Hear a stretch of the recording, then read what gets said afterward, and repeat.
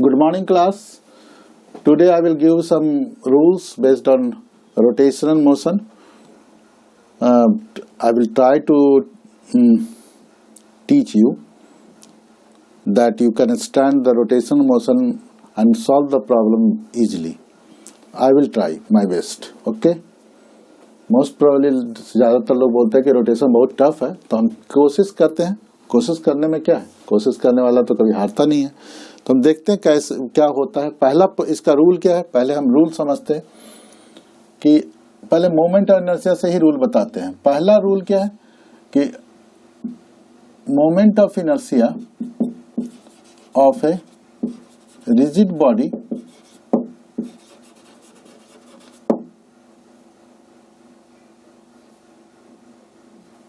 depends on the axis of rotation. Moment of inertia of a rigid body depends on the axis of rotation. Axis of rotation पर depend करता है. दूसरा क्या है, if the axis of rotation is same, then the pattern of moment of inertia of the body will be same. Pattern same ही रहेगा. जैसे अगर मान लीजिए कोई डिस्क है, ये डिस्क है और ये इसका एक्सिस ऑफ रोटेशन है, तो इसका मोमेंट ऑफ इनर्शिया होता है हाफ mr². ओके, अगर रेडियस r है और मास कैपिटल M है. अब हम उसमें बाकी सभी को काट के फेंक दें और बाकी इतना सेक्शन को बताएं, इतना ही सेक्शन को, इसका मास M है, तो इसी एक्सिस के बाद इस सेक्शन का मोमेंट ऑफ इनर्शिया होगा हाफ mr². पैटर्न तो वही हो गया. अगर m/8 है, m/16 है तो m/16 हो जाएगा. If m is equal to capital m/16 तो m/16 लिख देंगे, लेकिन पैटर्न हाफ mr² ही रहा. तीसरा इंपॉर्टेंट पॉइंट है कि if the axis of rotation cut the body into identical part या two equal parts, the moment of inertia will be same. If the axis of rotation cuts the body in two equal parts, moment of inertia will be same. इस तरह समझिए. मानते हैं इसका कोई square ले लेते हैं, रिंग में तो पता नहीं चलेगा, रेक्टेंगल ही ले लेते हैं. मानते हैं एक बॉडी है, ये इसको इस तरह से कट करा दो इक्वल पार्ट में. बॉडी है, इसको उसी बॉडी को ऐसे कट करा दो इक्वल पार्ट में, उसी बॉडी को इस तरह से कट करा दो इक्वल पार्ट में, इसी बॉडी को इस तरह से कट करा दो इक्वल पार्ट में, इसी बॉडी को दो इक्वल पार्ट में ये नीचे लिया, ये ऊपर किया, अब दोनों इक्वल पार्ट में बट गया. तो ऐसा का सभी का, अगर इसका I1 है मोमेंट ऑफ इनर्शिया, इसका I2 है, इसका I3 है, I4 है, I5 है, तो I1 is equal to I2 is equal to I3 is equal to I4 is equal to I5. Moment of inertia सबका सेम ही होगा. ये तीसरा रूल है. चौथा रूल क्या है, moment of inertia of parallel axis theorem is independent. Moment of inertia of perpendicular axis theorem, perpendicular axis theorem is independent of the position. मतलब क्या बोले कि अगर ये बॉडी है, ये एक्सिस ऑफ रोटेशन है, तो ये z है, ये x है, ये y है, तो iz is equal to ix plus iy होगा. लेकिन अगर एक्सिस ऑफ रोटेशन ऐसा है, बाहर में आ गया, एक्स एक्सिस है, ये वाई एक्सिस है, ये जेड एक्सिस है, तो इसका भी आई जेड बराबर I X plus I Y. Independent moment of inertia of perpendicular theorem is independent of position of the position of the axis of rotation, whether it will lie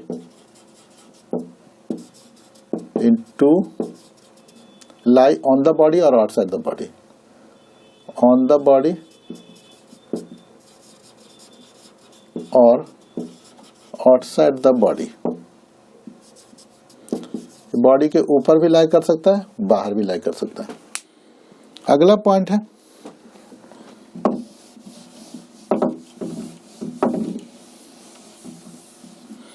rule number 5, moment of inertia of perpendicular axis is true for 2 and 3 dimension, 2D and 3D, true for 2D and 3D, while moment of inertia of parallel axis theorem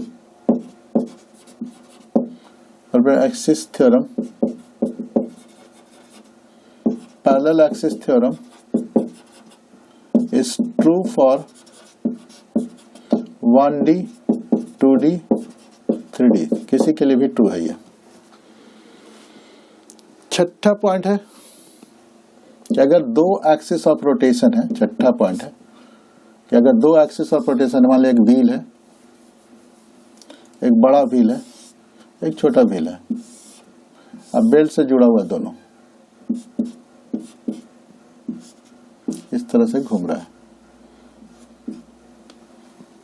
तो if two bodies are connected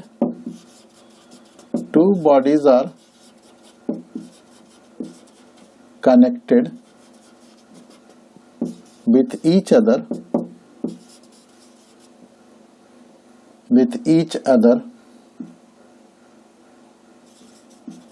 in such a way their axis of rotation are different,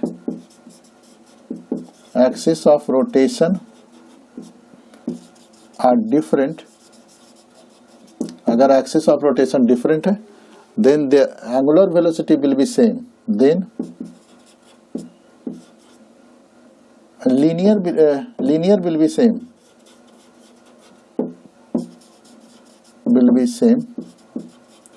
but angular will be different, angular physical quantity will be different.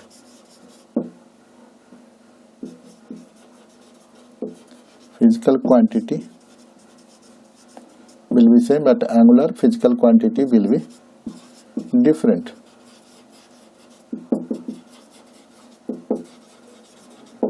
मतलब अगर इसका यहाँ पर omega 1 है तो यहाँ पर ओमेगा 2 होगा, यहाँ थीटा 1 है तो यहाँ थीटा 1 होगा, यहाँ अल्फा 1 है तो यहाँ अल्फा 1 होगा.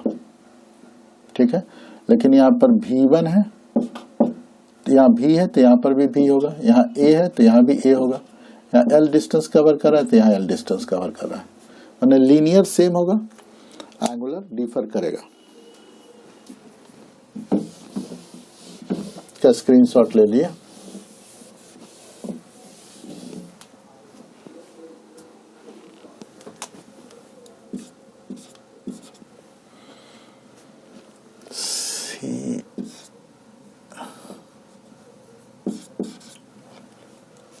ओके. सातवां पॉइंट क्या है कि if two bodies are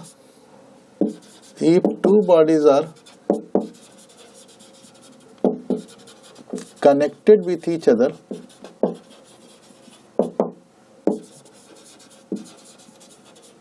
in such a way their axis of rotation are same, then linear will be different, but angular will be same. Linear differ करेगा और एंगुलर सेम रहेगा. जैसे मानते कोई बॉडी है, पुली है, एक और पुली है, इस पर एक बॉडी रख दिए, और इससे कनेक्टेड कर करके इस पे एक बॉडी रख दिए।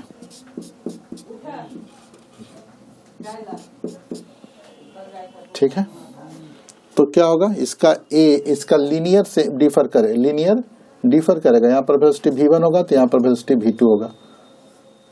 यहाँ पर वेलोसिटी, इसमें रिलेशन भी बता सकते थे, जैसे दोनों का v सेम है तो v बराबर ओमेगा होगा, तो ओमेगा 1 इसका रेडियस मानते r है, इसका रेडियस स्मॉल r है, तो v बराबर v is equal to omega 1 r और v is equal to omega 2 r। तो दोनों सेम है तो ओमेगा r बराबर ओमेगा 2 r, यानी ओमेगा 1 बाई ओमेगा 2 बराबर r बाई r। उसी तरह से alpha 1 by alpha 2 is equal to r by small r by r। इस तरह से हम रिलेशन निकाल सकते हैं यहाँ इस केस में। यहाँ पर भी v1 है तो यहाँ v2 होगा, यहाँ a1 है तो a2 होगा। अल्फा 1 L1 डिस्टेंस कवर करता है, L2 कर रहा है, लेकिन ओमेगा सेम होगा, इसका ओमेगा यहाँ भी ओमेगा, यहाँ इसका अल्फा यहाँ भी अल्फा, इसका थीटा 1 इसका थीटा तो इसका भी थीटा सेम होगा। तो थीटा इस केस में सेम होगा, मानते इसका रेडियस r है स्मॉल r, बड़ा वाला का रेडियस कैपिटल R है। तो v1 इज इक्वल टू कितना, ओमेगा इज इक्वल टू कितना हो जाएगा, v1 बाई इसके लिए स्मॉल r, और फिर ओमेगा इज इक्वल टू कितना हो जाएगा, v2 by capital R। v1 by v2 is equal to r by r। ये इस तरह से रिलेशन, या alpha 1 by alpha 2 sorry a1 by a2 is equal to small r by capital R। इस तरह से हम रिलेशन निकाल देंगे। 7वां रूल हो गया। उसी तरह से हम 8वें रूल पर चलते हैं। टोटल 20-25 के करीब रूल्स हैं, तो अभी 8वें में चल रहे हैं हम, 7वां ही हुआ है। 8th रूल में चलते हैं। इसका स्क्रीनशॉट ले लीजिए।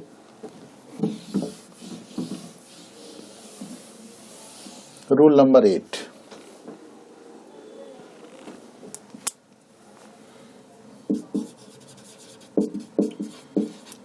इसको समझने के लिए there are 3 type of motion, 3 types of motion होता है, 3 तरह का मोशन होता है। एक होता है translatory motion.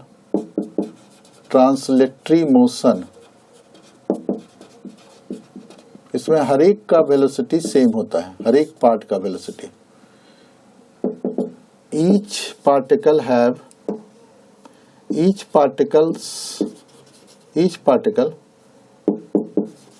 has same velocity and covers same distance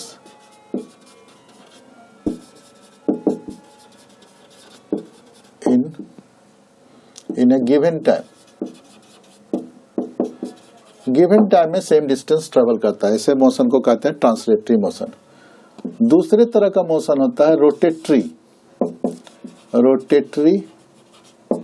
motion, जो एक्सिस पर मूव करते रहता है। जैसे बस चल रहा है, ये ट्रांसलेटरी मोशन हुआ। रोटेटरी जो फैन चल रहा है तो रोटेटरी मोशन हुआ। इसमें होगा कि there angular velocity of each particle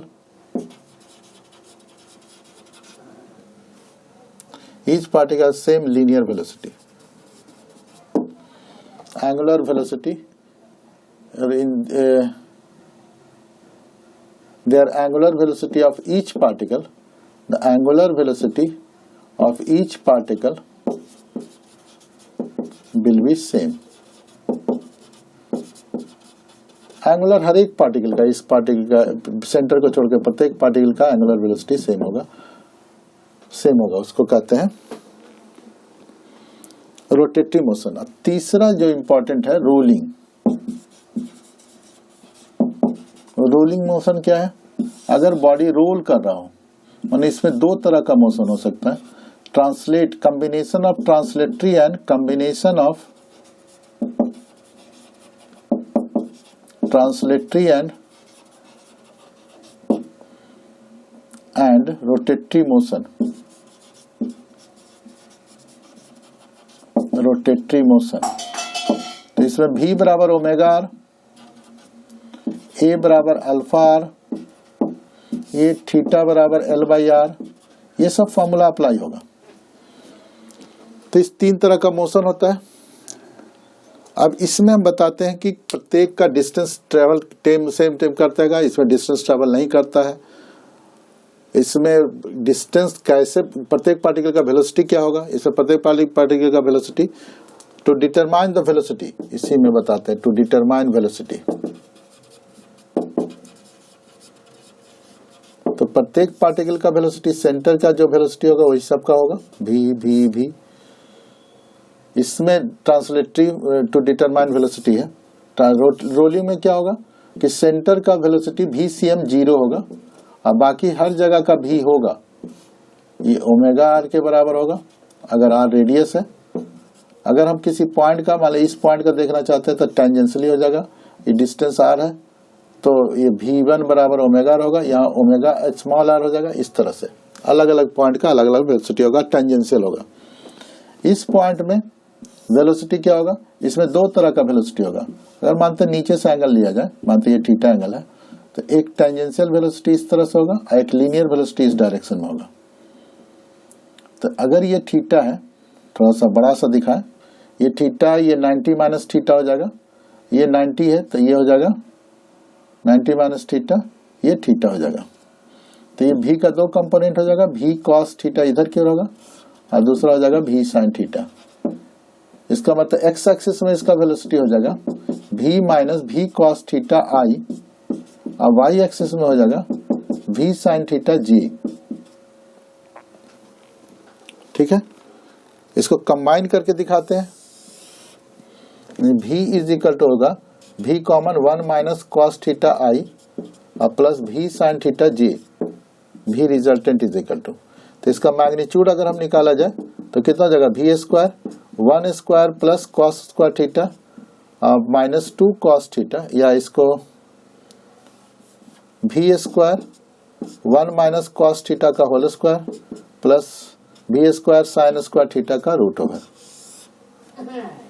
ऐसा निकालेंगे। इसका निकालने पर कितना होगा, v square 1 minus cos theta को लिख सकते हैं 2 sine square theta,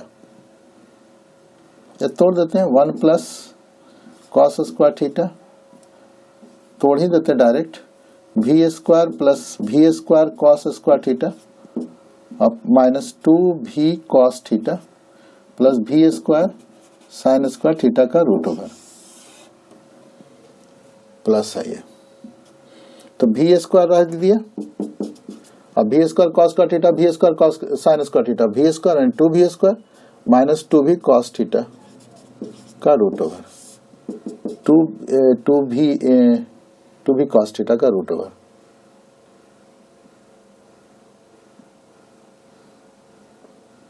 v square हो जाएगा ये, तो 2v स्क्वायर कॉमन हो गया, 1 माइनस कॉस थीटा का root over 2v square 2 sine square theta by 2 का रूट ओवर बराबर 4v square sine square theta by 2 का रूट ओवर बराबर 2v sin theta by 2. This is the velocity at any point. If the theta is taken from the bottom, अगर taken from the top होता तो velocity 2v cos theta by 2 आता। इस तरह से rule number 8 हुआ, किसी भी पॉइंट का हम वेलोसिटी निकाल सकते हैं। रूल नंबर 9 क्या होगा,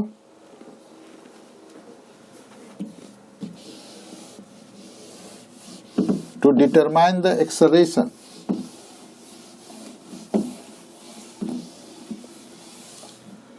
Rule number 9, to determine acceleration.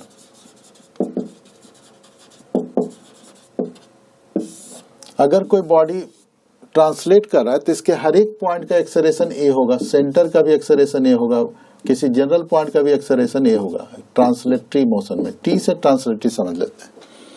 Rotatory में होगा, हर एक पॉइंट का एक्सेलरेशन अल्फा होगा, मतलब अलग अलग पॉइंट का यहाँ ए होगा तो इसके अंदर में आर डिस्टेंस है, इसके अंदर में किसी पॉइंट का आर डिस्टेंस पर ए अलग से होगा, या सीधा रखते हैं ए इधर होगा, A1 होगा, अल्फा सेम है लेकिन ए अलग अलग होगा। ये हो गया ट्रांसलेटरी। एक और वेलोसिटी अंदर क्यों लगेगा, v स्क्वायर बाई आर यहाँ पर लगेगा और इस जगह लगेगा v स्क्वायर बाई आर, यानी सेंट्रीपिटल, दो तरह का एक्सेलरेशन लगेगा, पहला टेंजेंशियल एक्सेलरेशन लगेगा एंड सेकंड लगेगा सेंट्रीपिटल एक्सेलरेशन। पिटल एक्सेलरेशन किसी जनरल पॉइंट पर अगर हम दिखा दें तो ये टेंजेंशियल लगेगा, इस तरह से ये लगेगा, तो अंदर क्यों लगेगा v²/r, किसी भी पॉइंट पर ऐसा ले लें। ये होगा ट्रांसलेट, रोटेटरी हुआ। और रोलिंग का क्या हुआ? रोलिंग के केस में बॉडी विल एक्सपीरियंस 3 एक्सेलरेशन। पहला एक्सेलरेशन टेंजेंशियल लगेगा, ये दूसरा किसी जनरल पॉइंट पर लेते हैं तो समझ में आ जाएगा। मानते ये पॉइंट पर लेते हैं जो थीटा एंगल बना रहा है सेंटर के साथ, तो एक टेंजेंशियल एक्सेलरेशन होगा, एक लीनियर एक्सेलरेशन होगा, एक सेंट्रीपिटल एक्सेलरेशन होगा। तो अगर ये थीटा है, ये 90 माइनस थीटा है, ये 90 माइनस थीटा, तो ये थीटा, तो ये 90 माइनस थीटा। फिर से देखिए थीटा है, ये 90 है, तो ये 90 माइनस थीटा होगा, ये 90 टोटल है तो थीटा हो जाएगा, ये 90 माइनस थीटा, तो इधर हो जाएगा a साइन थीटा, इधर हो जाएगा a कॉस थीटा, इधर हो जाएगा v² थीटा, तो ये थीटा होगा तो v²r कॉस थीटा, तो इधर हो जाएगा v²/r साइन थीटा। माने ax बराबर इसका हो जाएगा a plus a sign theta plus minus v²/r cos theta i,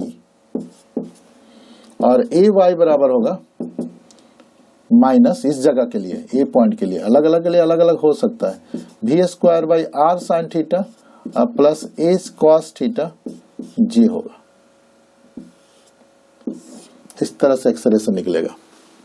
तो ये रूल नंबर 9 हुआ। Rule number 10 distance travel. Okay, अगले क्लास में हम बताएंगे, छोड़ दो अगले